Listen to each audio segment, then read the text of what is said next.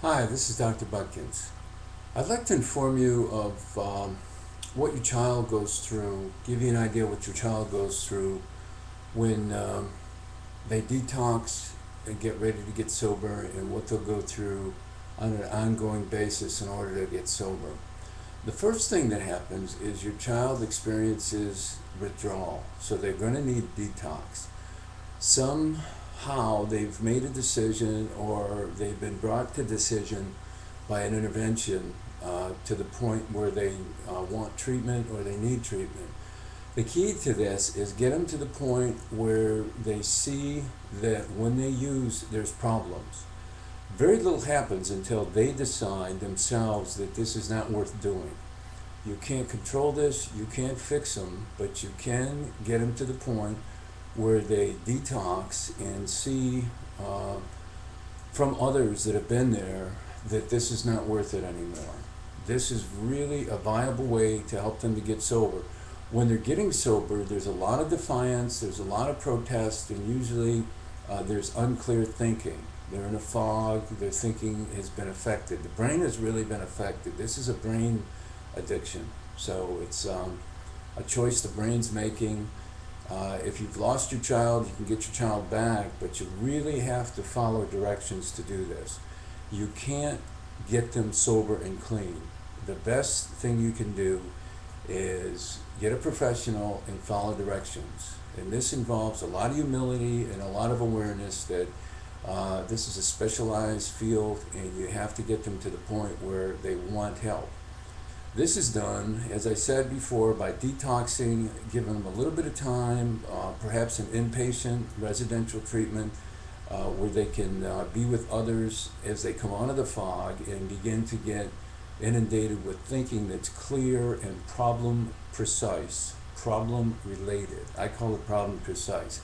Because what you have to do if you want to get sober and clean is be in hopefully a group with other people that have been there, and be able to make a connection between the problems and the usage. If a person uses, in order to keep using, they have to deny they're using to a point that's giving them problems. They have to make excuses, justify the problems, blame someone else perhaps, rationalize it, intellectualize it, minimize it. This is all brain-affected thinking, and it's thinking that's assists the disease. So again, the key is to get them to the point where they see that these problems are really stemming from the use. This is really an art, because they will blame you for the problems. If you hold them accountable, they will blame you, and you have to be able to withstand this. You have to be a strong parent and get to the point where you say, all right, I love you, but when you use, you steal from us, or you hurt your younger brother, or you try to give drugs to your sister, or you lie to us, you fail school, your girlfriend leaves, you get in car accidents, you've had a DUI. This is not working for us, it's damaging our family. So the best bet is to get them into treatment, and you yourself go.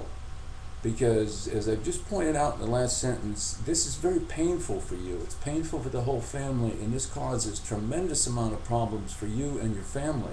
Al-Anon is a great treatment for the family, and it'll help you deal with the same concerns he has: the denial, the minimizing, the rationalization, the focusing on him as the identified patient, and not really realizing this is a family disease.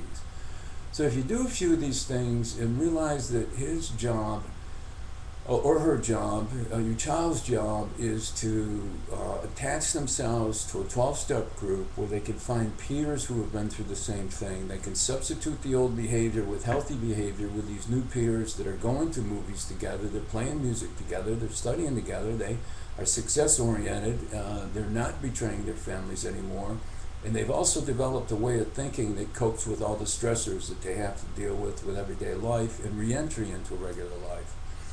So I hope this has helped you. I hope it's given you some ideas on what the event is like for them as they get into treatment and progress through the stages of healing and begin that lifelong journey of being able to cope with the stressors without drugs and alcohol.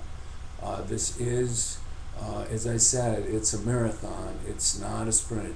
So you have to be prepared by getting yourself real stable, and not controlling this, but accepting the fact that they have it and getting treatment for yourself.